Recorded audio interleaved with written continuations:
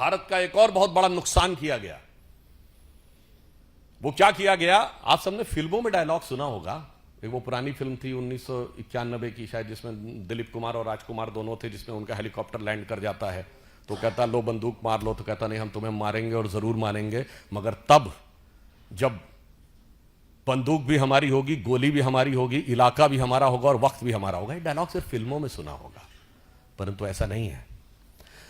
महमूद गजनी के साथ आए हुए इतिहासकार ने लिखा है कि एक हिंदू शाही डायनेस्टी थी, आप में तो अब किसी को नाम में नहीं पता होगा, उसकी राजधानी काबुल थी, जिसका नरेश धर्मपाल जब ये लूट के गया और धर्मपाल से युद्ध के बाद भी वो गया और आज के जो कजाकिस्तान की तरफ, और उसे पता चला कि तुर्क राजाओं ने महमूद गजनी को घेर लिया है, तो अलबरूनी ने लिखा है, अलबरूनी ने लिखा है, क्या लिखा?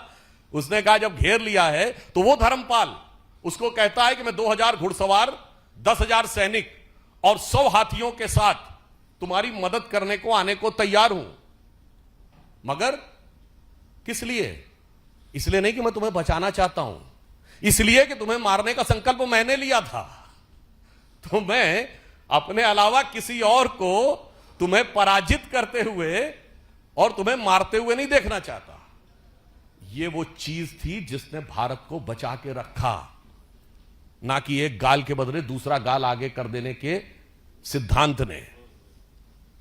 इसलिए इसी के लिए श्रद्धेय अटल बिहारी वाजपेयी जी ने पूछा था, आज सोमनाथ जो दिखाई पड़ रहा है, माननीय प्रधानमंत्री जी ने जिन भाव की अभिव्यक्ति की है, वो दर्शाता है कि भारतीय संस्कृति की वो जीवनी शक्ति थी, वो संघर्ष शक्ति थी, जिसने दुनिया के सबसे बर्बर आक्रमणों को भी झेल कर अपने को बचा के रखा, जिसके लिए अटल जी ने लिखा था कि दुनिया का इतिहास पूछता रोम कहां, यूनान कहां है, घर घर में शुभ अग्नि जगाता वो उन्नत ईरान कहां है, दीप बुझे पश्चिमी जगत के छाया जब बर्बर अंधियारा, तभी चीर कर तम की छाती चमका हिंदुस्तान हमारा। और जो चमक थी उसकी अभिव्यक्ति सोमनाथ के प्रथम ज्योतिर्लिंग में दिखाई पड़ती थी। मगर अफसोस 1835 में मैकॉले ने जो विष हमारे दिमागों में भरना शुरू किया, 2035 में प्रधानमंत्री जी ने कहा उस विष से मुक्त करनी है।